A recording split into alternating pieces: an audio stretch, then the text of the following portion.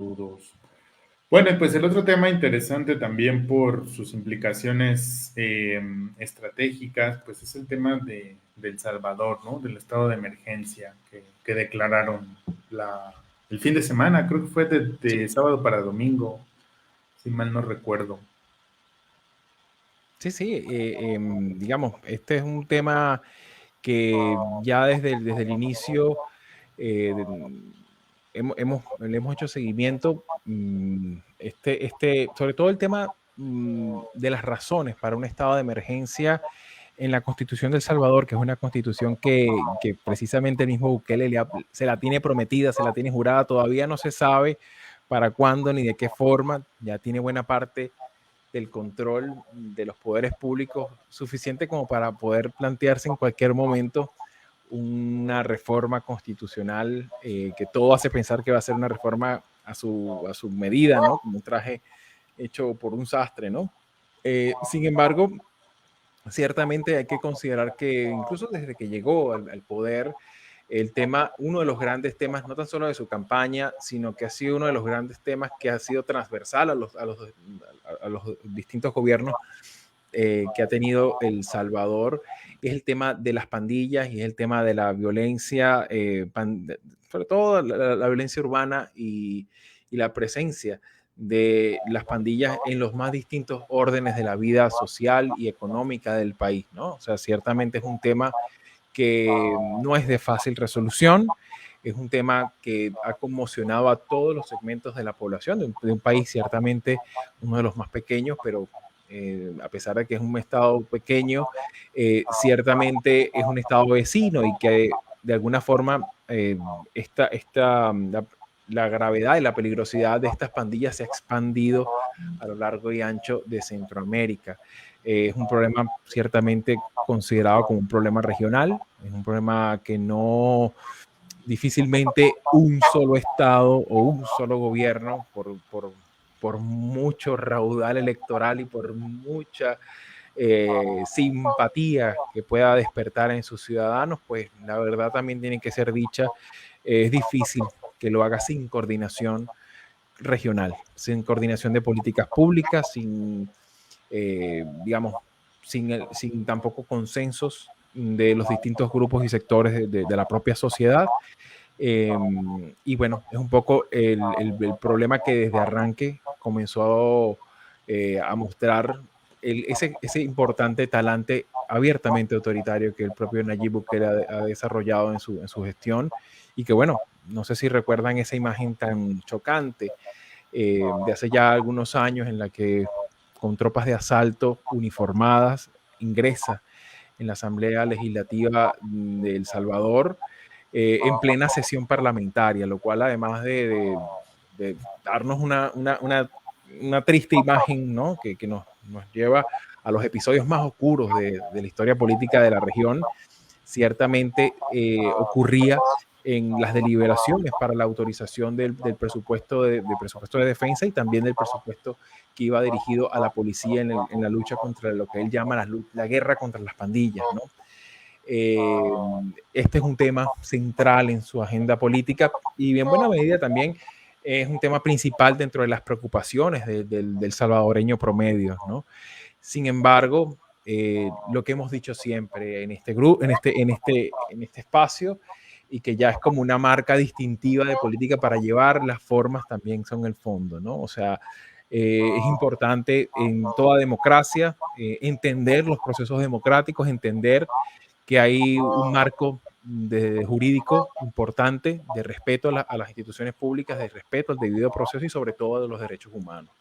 Las imágenes que hemos visto después de esta aprobación de este estado de excepción son imágenes dantescas que nos retrotraen también a episodios súper tenebrosos de la Edad Media, ¿no? O sea, de utilizar a los presos de las pandillas como, eh, digamos, como moneda de cambio en una confrontación abierta en la que prácticamente el Estado de Derecho retrasa la doctrina jurídica del derecho público y regresamos a la época de la ley del más fuerte, ¿no? En la que hay amenazas de que, bueno, si ustedes no ceden territorios, si ustedes no entregan armas, nosotros vamos a pagar represalias a los detenidos, a los reos, ¿no? Algo que uno lo entendería que de repente pudiera ocurrir en el Caribe de los piratas del siglo XVI o del siglo XV, ¿no? Donde hay ese tipo de amenazas a los cautivos, pero entender eso en pleno siglo XXI, de verdad que es algo muy, muy llamativo. No sé cómo lo ve, cómo se vive y cómo se ve desde México, pero la verdad, por lo que incluso reportan las organizaciones no gubernamentales de defensoras de derechos humanos, así como también importantes organizaciones internacionales como Human Rights Watch, es algo que debería despertar por lo menos alarmas en materia del respaldo a los derechos humanos, sobre todo por las formas, ¿no? Sí, no, sin duda ahí las formas que ha tenido Bukele desde el inicio de su gestión no son para nada convencionales y sí apuntan hacia a un desgaste de las instituciones. Y también hay que recordar que no hay que pasar por alto el hecho de que desde el inicio de su gestión ha habido investigaciones, sobre todo del periódico El Faro, de cómo el gobierno de Bukele pactado con las pandillas para desescalar la violencia. Uh -huh. Y bueno, uno puede decir, bueno, pues están haciendo algún tipo de trabajo para que haya seguridad, para que haya paz, pero pues es exactamente todo lo contrario, ¿no? Es decir, Claro. no puedes pactar con el crimen organizado, no puedes pactar con las pandillas, porque ¿qué es lo que les pides a cambio? Que no se maten entre ellos, que no maten a la gente. Uh Pues -huh. ese es tu deber como Estado, cuidar Claro, que la gente no se muera y cuidar que no se maten entre ellos. Entonces hay claro. ese halo pues de escándalo, de sospecha, que el gobierno desde sus inicios y por supuesto a cambio de apoyo político, darles favores a los líderes, que muchos de ellos están en la cárcel, hicieron este pacto, la violencia venía disminuyendo, pero de alguna manera parece ser que algo se rompió entre el gobierno y las pandillas. Y que Sí. por eso hubo esta ola de violencia el fin de semana pasado, en el cual tan solo en ese de sábado para domingo se reportaron 14 homicidios y el sábado, y solito el sábado hubo 62 homicidios. Uh -huh. A Sí. partir de ahí, supuestamente, han apresado a más de 3,000 presuntos pandilleros, ¿no? Pero pues imagínate, ya de por sí tienen las cárceles llenas de pandilleros y lo hemos visto en muchas imágenes, en muchas fotografías, cómo están hacinados, ¿no? Como cuando estaba la pandemia en su punto Sí. más alto, los veíamos ahí unos encima de otros prácticamente. Entonces es una bomba de tiempo que tiene el Salvador con esta cuestión de las pandillas y desafortunadamente tienes un gobierno que, como otros gobiernos, como por ejemplo el mexicano, lo que hace es negar el problema de la violencia y decir que se matan entre ellos, pero pues si ellos son parte de la población Claro. y tienen una onda expansiva, se podrán matar entre ellos, vale, está bien, ¿no? No se Sí, quieren, se odian, se ven feo, pero la onda expansiva que tiene la violencia entre grupos criminales afecta a poblaciones enteras, porque hay desplazamientos, porque se pierden por ejemplo, los suministros para las tiendas, para el comercio. Entonces, esta estrategia de negar la violencia y de decir que es un conflicto entre pandillas, entre cárteles, etcétera, etcétera, lo único que hace es ocultar la responsabilidad que debería tener el gobierno en, claro.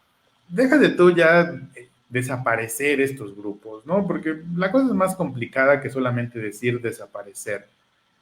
La falta de capacidad para contener esa violencia, ya Claro. sea por tratos Claro. bajo el agua o por eficacia en la estrategia de seguridad, pero es una total incapacidad y choca, ¿no? Choca con el intento de mano dura que tiene Bukele hacia sus opositores, ¿no? O sea, pues para Claro. los opositores garrote, para las pandillas pañuelos.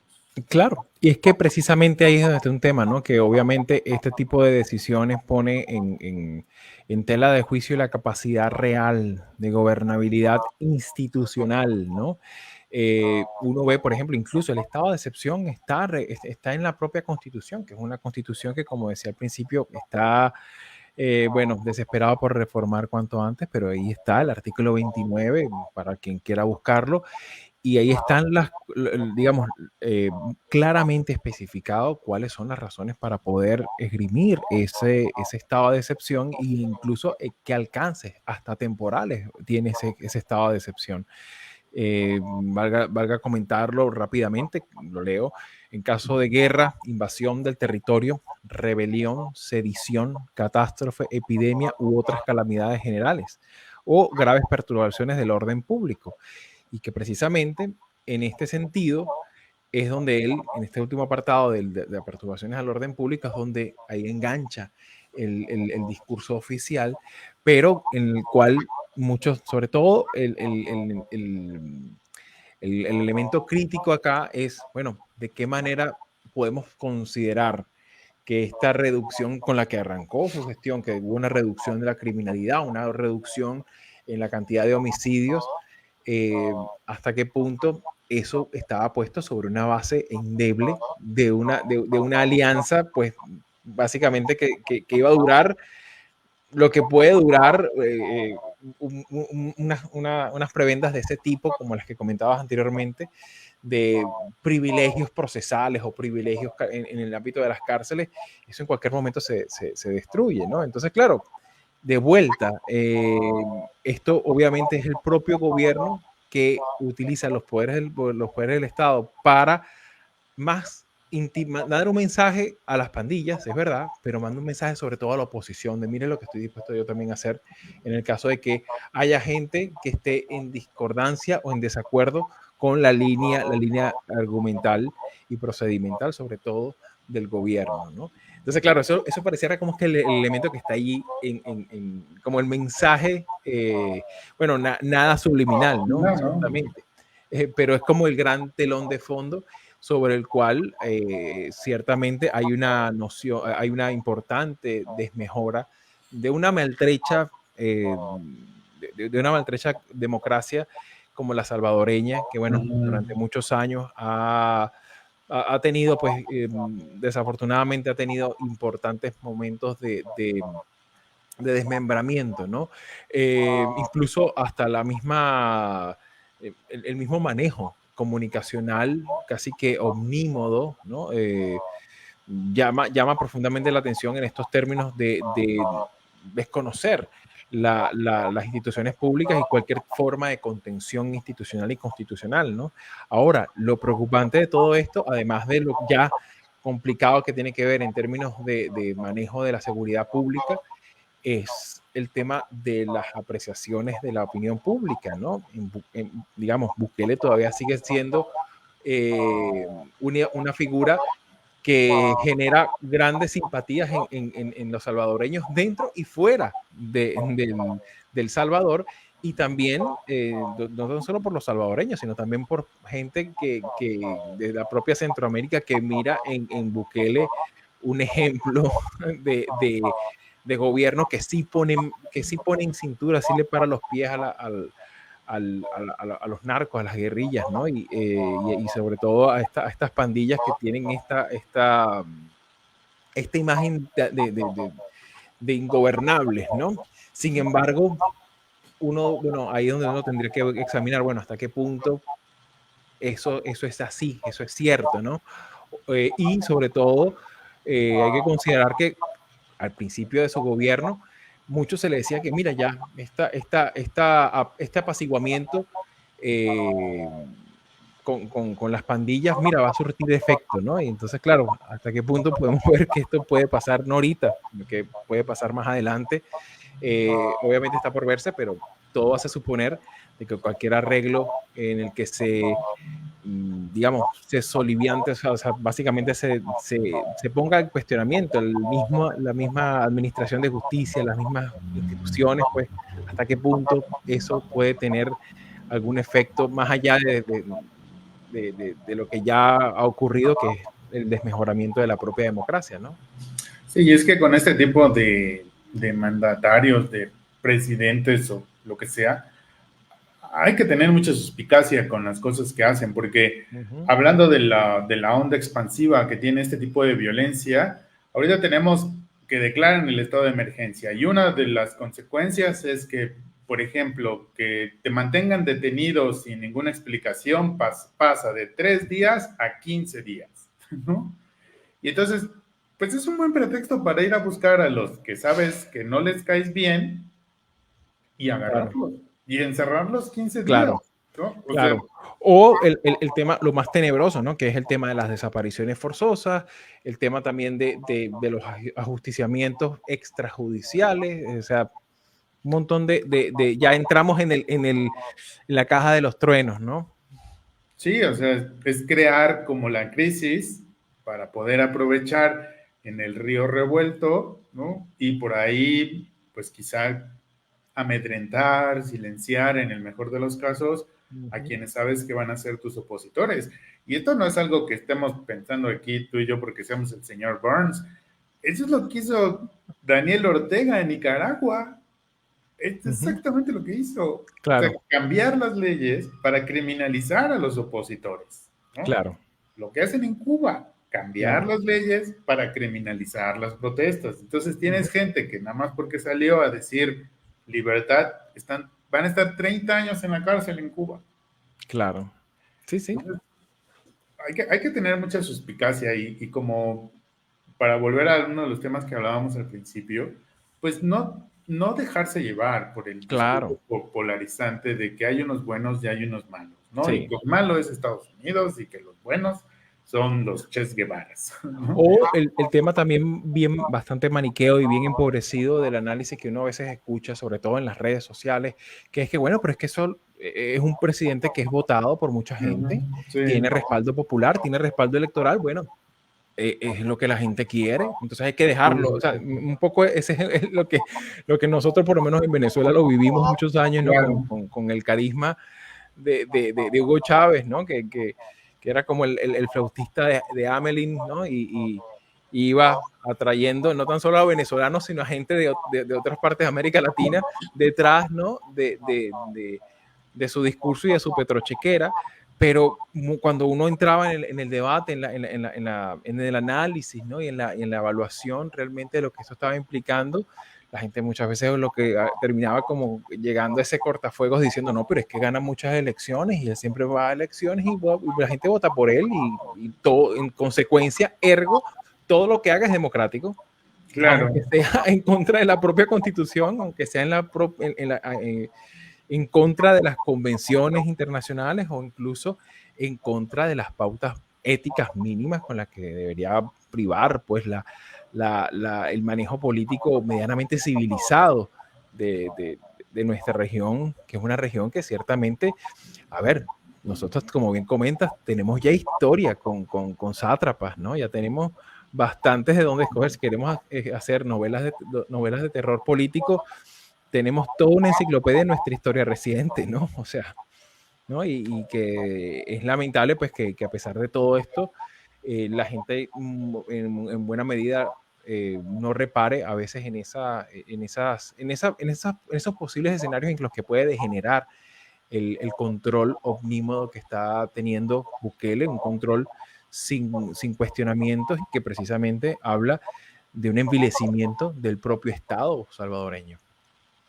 sí, y creo que esto que mencionas, dando el ejemplo de Chávez, ha sido la tendencia, desafortunadamente, ¿verdad? Tú me vas a perdonar, pero desde la llegada de Hugo Chávez al poder de identificar democracia con ganar elecciones.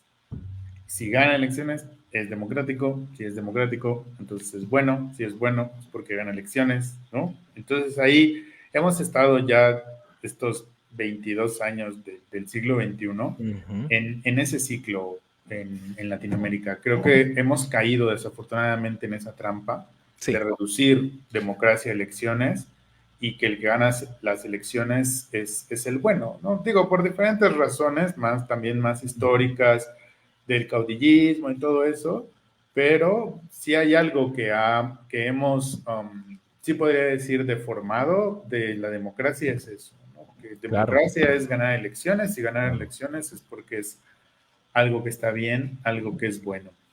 Y ahorita que decías novela de terror político, me acordé y aprovecho para recomendarles una novela del escritor mexicano. Bueno, la novela se llama El complot mongol, ¿no? Es bastante buena y es totalmente ficción, sátira, así, casi casi que fantasía, pero y tiene una cosa de unos, eh, bueno, de un El complot, complot mongol. el complot mongol de Rafael Bernal. Hay que anotar. Eh, y por supuesto es un complot de unos chinos que van a matar al presidente gringo aquí en México o algo así. Claro, Es una sátira, ¿no? O sea, no se claro. toma nada en serio. Es muy chilanga, eso sí. Hay que poner el pie de página, entiéndase chilanga por... Habitante de la Ciudad de México, Ah, ok, ok, ¿no? importante, importante. Sí, sí, sí. Sí, sí, Pero es muy buena, es muy buena. El complot mongol, ¿no? muy bien, Porque todos les van apuntado. a recomendar la fiesta del chivo, Claro, pero claro, no, nada. no, por Ah, bueno, supuesto. también puedes, no sé si hayas escuchado de una novela que se llama Maten a León. Sí, sí, sí, le escucho. Sí, sí, sí, sí. Ah, pues el complot mongol va Ah, interesante. en Ah, esa bueno, línea de Ibargüengoitia y de hacer sátira pues, de la está buena. tragedia. Está buena esa referencia. Y también, bueno, hace poco tuve la oportunidad de ver una película vieja mexicana también, que es un poco también una sátira política sobre lo que llamaba en su momento, y me imagino que estas palabras te sonarán familiares, la dictadura perfecta, ¿no? Ah, sí, sí. El tema de, por lo menos en una película que es una comedia, que es recomendada, que es la ley de Herodes, ¿no? La ley de Herodes. que, que, bueno, es un poco una sátira, pues, que representa un poco cómo una persona, cuando incluso se incorpora en un ambiente político empobrecido, en términos democráticos, en términos institucionales, en términos de legalidad, pues al final termina convirtiéndose en parte más en una parte más un engranaje más de ese sistema, bueno, al final termina siendo cualquier otra cosa menos democrático, ¿no? Sí, esa es una trilogía, es La ley de Herodes, La dictadura perfecta y no me acuerdo cómo se llama la otra, que son de Luis Estrada. Digo, a ver Sí, por si luego te las encuentras para que te las eches. así es. Así que bueno. El infierno es la otra, el infierno. El infierno. Ok. Sí, es La ley de Herodes, La dictadura perfecta y el infierno. Son lo mismo de la política mexicana. Entonces, bueno. Interesante, interesante. Pues bien, amigos, hemos llegado al final de esta nueva edición de Política para Llevar. Antes de terminar, quiero agradecer a Alberto por haber estado allí. Entiendo que próximamente va a desarrollar nuevas responsabilidades. Mi enhorabuena en adelantado por ello. Y bueno, esperemos más adelante volver a retomar estos episodios y seguir conversando sobre estos temas, porque creo que al final uno le agarra el gusto, ¿no? Y Claro. creo que ha tenido una buena acogida. Así que bueno, de verdad, Alberto, te deseo todo lo mejor y muchísimas gracias por tu complicidad, por tu sabiduría y por sobre todo tu amistad. No, pues muchas gracias a ti, Javier, por invitarme a participar en esta que fue tu idea y bueno, pues sí, ojalá que pronto estemos de vuelta con más política para llevar, mientras pues síganos en las redes sociales, en las de Javier, en las del proyecto, porque ahí seguiremos haciendo cosas sobre la realidad latinoamericana sobre todo y pues en general de la política. Muchas gracias a ti, Javier. Bye.